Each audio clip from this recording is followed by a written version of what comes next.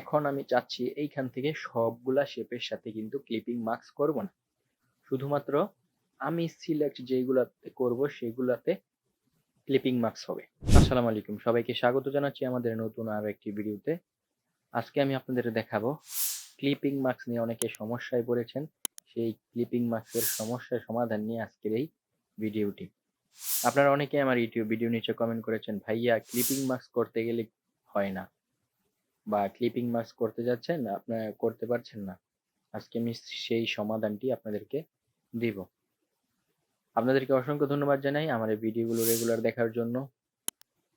আপনাদের কাছে আমি চিরকৃতজ্ঞ, আপনারা এই ভিডিওগুলো দেখছেন এবং আপনারা অনেকেই হয়তো আমার এই ভিডিওগুলো দেখে অনেক কিছু শিখতে পারতেছেন। আমি ফটোশপের উপর একটা ফুল ফ্রি কোর্স আপনাদেরকে দিয়ে যাচ্ছি। আপনারা যারা জানেন না তারা আমার এই প্লেলিস্ট থেকে, আমার এই চ্যানেলের প্লেলিস্ট থেকে কিন্তু ফটোশপের কোর্সটা ফুললি ফ্রিতে করতে পারবেন।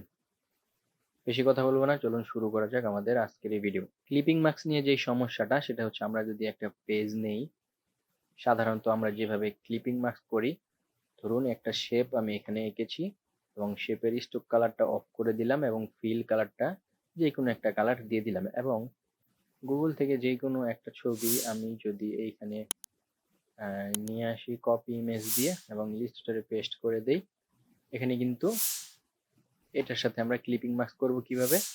সব সময় ছবিটাকে পিছনে রাখতে হবে।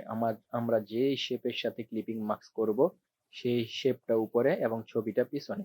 ছবিটা পিছনে নেওয়ার জন্য কি করতে হবে? ছবিটাকে সিলেক্ট করে রাইট বাটন অ্যারেঞ্জ থেকে send to back A click করার পর আমরা ছবিটা সিলেক্ট থাকা অবস্থায় আমরা শিফট চেপে যেই শেপটার সাথে ক্লিপিং মার্কস করব সেই শেপটাকে সিলেক্ট করলাম, then right button make clipping marks, হয়ে গেল আমাদের ক্লিপিং মার্কস।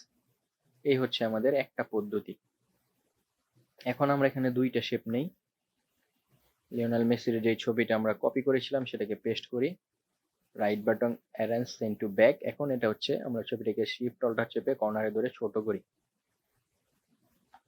এখন আমাদের কথা হচ্ছে, আমরা তো শেপ এখানে দুইটা শেপ নিয়েছি, আমরা এখন যদি চাই যে উপরের শেপের সাথে ছবিটা সিলেক্ট করব, তাহলে প্রথমে কি করতে হবে? ছবিটাকে সিলেক্ট অথবা শেপটাকে সিলেক্ট, তারপর শিফট চেপে যেই শেপটার সাথে আমরা ক্লিপিং মার্কস করব সেটাকে সিলেক্ট করে দিলাম, দেন মেক ক্লিপিং মার্কস, হয়ে গেল আমাদের এটার সাথে। এবং কন্ট্রোল জেড দিয়ে আমরা পিছনে চলে যাই, ছবিটাকে সিলেক্ট করলাম এবং শিফট চেপে যদি এটাকে সিলেক্ট করি, right button make clipping marks, তাহলে নিচের ছবিটার সাথে কিন্তু ক্লিপিং মার্কস হয়ে গেল। এখানে আরেকটি কথা হচ্ছে, ধরুন আমরা এখানে 4-5টি রেক্টেঙ্গেল টুল নিলাম, রেক্টেঙ্গেলটাকে আমি একটু কর্নার শিফট চেপে এরকম কর্নার করে দিলাম, এই দিকে আরেকটা শিফট হোল্ডার চেপে কপি করলাম, এইভাবে একটা কপি করলাম। এখন কথা হচ্ছে, আমরা এই তিনটা শেপের সাথে একবারে কিভাবে ক্লিপিং মার্কস করব? আপনাদের হয়তোবা এই সমস্যাটা অনেকেরই আছে, আপনারা হয়তোবা এইভাবে পারতেছেন না ক্লিপিং মার্কস করার জন্য। তো আমরা নর্মালি সব শেপের সাথে সিলেক্ট করে তো করি, তো আমরা দেখি সবগুলা, অথবা ছবি সিলেক্ট করে সবগুলা শেপ সিলেক্ট করে মেক ক্লিপিং মার্কস দিলে কিন্তু হবে না, একটা ছবির সাথে হবে। কারণ কি? এই সমস্যাটার কারণেই কিন্তু আপনারা ক্লিপিং মার্কস করতে পারছেন না। আমি কন্ট্রোল জেড দিয়ে ব্যাগে চলে গেলাম। এখানে কথা হচ্ছে, আমরা এইখানে মনে করেন যে 4টা বা 5টা বা 10টা 20টা যতগুলা শেপ নেই, ততগুলা শেপ সিলেক্ট করে যদি আমরা কম্পাউন্ড পাথ করি, ঠিক ততগুলা শেপের সাথে ছবি ক্লিপিং মার্কস হবে। এখন আমি যদি 3টা শেপকে একসাথে সিলেক্ট করে কিবোর্ড থেকে কন্ট্রোল 8 চাপি, অথবা কন্ট্রোল জেড দিয়ে পিছনে যাই, অথবা শেপগুলো সিলেক্ট করে রাইট বাটন ক্লিক করে মেক কম্পাউন্ড পাথ নামে একটা অপশন আছে, এটাতে ক্লিক করি। মেক কম্পাউন্ড পাথের শর্টকাট হচ্ছে কন্ট্রোল 8। সবগুলা শেপ সিলেক্ট করে কন্ট্রোল 8 দিলাম, সবগুলো এখন কম্পাউন্ড পাথ হয়ে গেল। আমি যদি একটাকে সিলেক্ট করি সবগুলা একসাথে সিলেক্ট হবে, সবগুলা কিন্তু একসাথে এখন কম্পাউন্ড পাথ হয়ে গেছে। এখন যদি আমি ছবিটাকে সিলেক্ট করে right button make clipping marks করি, তাহলে কিন্তু 3টা ছবির সাথেই ক্লিপিং মার্কস হবে। ওয়েল, আমরা শিখতে পেরেছি। এখন আমরা এখানে আরেকটা রেক্টেঙ্গেল নিলাম, কর্নারটাকে একটু সোজা করে দিলাম, শিফট অল্টার চেপে কপি করলাম, কন্ট্রোল ডি কন্ট্রোল ডি, আমরা কি জানি কন্ট্রোল ডি দিলে কিন্তু ডুপ্লিকেট। সবগুলা শেপকে সিলেক্ট করে অল্টার ক্লিক করলে এইদিকে একটা কপি করলাম এবং আবার অল্টারে ক্লিক করে এইদিকে একটা কপি করলাম।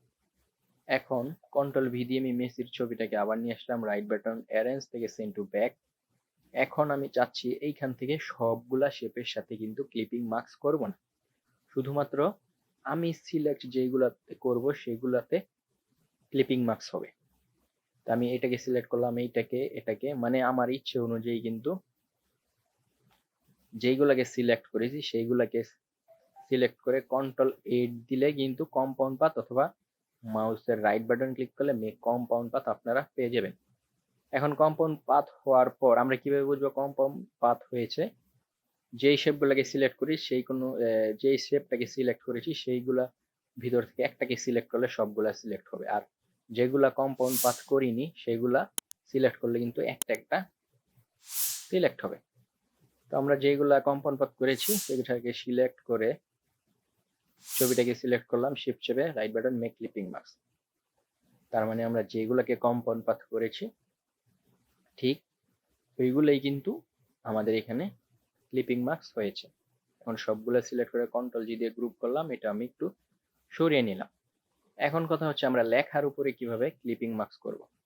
আমরা যদি এইখানে শুধুমাত্র একটা লেখা নেই এম, এটার ফন্টটা একটু আমি বোল্ড টাইপের দিই, মনসিরাতে একটু এক্সট্রা বোল্ড।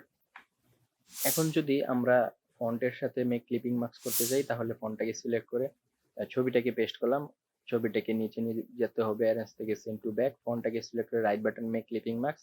ওয়েল আমাদের ক্লিপিং মার্কস হয়ে গেল। এখন কথা হচ্ছে আমাদের ফন্ট কিন্তু মাত্র এখানে একটা। এখন আমরা এখানে যদি লিখি মেসি, এখানে আমাদের ফন্ট কয়টা, মানে একটা ফন্টের বেশি দুইটা অথবা যতগুলা খুশি ফন্ট আমরা যদি এখানে লিখি, এই ফন্টটাকে প্রথমে আমরা লিখলাম, ছবিটাকে এখানে পেস্ট করলাম, অ্যারেঞ্জ থেকে সেন্ড টু ব্যাক, দেখি রাইট বাটন ক্লিক করলে দুইটাকে সিলেক্ট করে মেক ক্লিপিং মার্কস হয়ে গেল কিন্তু আমাদের ফন্টের সাথে ক্লিপিং মার্কস। এখন কথা হচ্ছে আপনাদের অনেকেরই কিন্তু এরকম সমস্যা হতে পারে।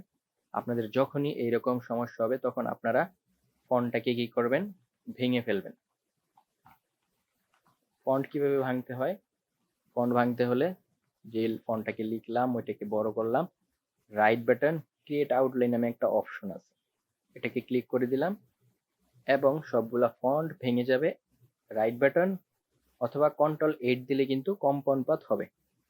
আপনাদের যাদের ফন্টের উপর এরকম ছবি আসবে না তারা কিন্তু এই ফন্টটাকে ক্রিয়েট আউটলাইন করে ভেঙে তারপরে কন্ট্রোল 8 দিয়ে কম্পাউন্ড পাথ করে ছবির সাথে কিন্তু এনএস থেকে সেন্ড টু ব্যাক দিয়ে দিলাম, ছবির সাথে আপনারা লেখাকে ক্লিপিং মার্কস করতে পারবেন। ছবি সিলেক্ট, শিফট চেপে লেখা সিলেক্ট, এই যে দেখুন এখন কিন্তু হচ্ছে না। আপনাদের এরকম সমস্যা হয়, আপনাদের যাদের এরকম সমস্যা হয় আপনারা কন্ট্রোল 8 দিয়ে কম্পাউন্ড পাথ করে তারপরে ছবিটাকে সিলেক্ট করে এইরকম করতে পারবেন। এখন আমি যদি আবার এখানে লিখি মেসি, মেসি লেখার পর আমি চাচ্ছি এখানে 2 অক্ষরে শুধুমাত্র বা 3টা অক্ষরে ক্লিপিং মার্কস করব, তাহলে কি করতে হবে, আমাদের ক্রিয়েট আউটলাইন করে ভাঙতে হবে, আনগ্রুপ করতে হবে, যেই শেপের সাথে আমরা এই যেই লেখাগুলো মানে এখন এটা এক একটা আমাদের শেপ হয়ে গেছে, যেই লেখার সাথে আমরা এখন ক্লিপিং মার্কস করব, ছবিটাকে প্রথমে আনি অ্যারেঞ্জ থেকে সেন্ড টু ব্যাক, ছবিটাকে ছোট করি, ধরুন এখানে আমরা এখন দুইটা লেখার সাথে করব, ছবিটাকে সিলেক্ট করে যেই দুইটা লেখার সাথে করব ওই দুইটা লেখাকে সিলেক্ট করে মেক ক্লিপিং মার্কস করে দিলে কিন্তু হচ্ছে না। কারণ কি, আমাদের এখন কম্পাউন্ড পাথ করতে হবে, মানে একের অধিক, যেহেতু এগুলা শেপ হয়ে গেছে একের অধিক দুইটা বা তিনটা একের বেশি শেপ দিয়ে আমরা যদি ক্লিপিং মার্ক করতে চাই তখন কিন্তু আমাদের এই যে ক্লিপিং কম্পাউন্ড পাথ করতে হবে। আশা করি বুঝতে পেরেছেন। আশা করি ক্লিপিং মার্কস নিয়ে আপনাদের আর কোনো প্রকার সমস্যা হবে না। আপনারা যদি আমার এই ভিডিওগুলো দেখে উপকৃত হন অবশ্যই আমার চ্যানেলটি সাবস্ক্রাইব করবেন এবং যারা এই ভিডিওটি আমার ফেসবুক পেজে দেখবেন পেজটিকে ফলো করবেন। ভিডিওটি ভালো লাগলে বন্ধুদের মাঝে শেয়ার করতে পারেন। কমেন্ট করে জানিয়ে দিবেন ভিডিওটি আপনার কেমন লাগলো। নতুন নতুন ভিডিও পেতে অবশ্যই চ্যানেলটিকে সাবস্ক্রাইব করবেন। আজকের মতো বিদায় নিলাম। সবাই ভালো থাকবেন। দেখা হবে নেক্সট কোনো ভিডিওতে। আসসালামু আলাইকুম।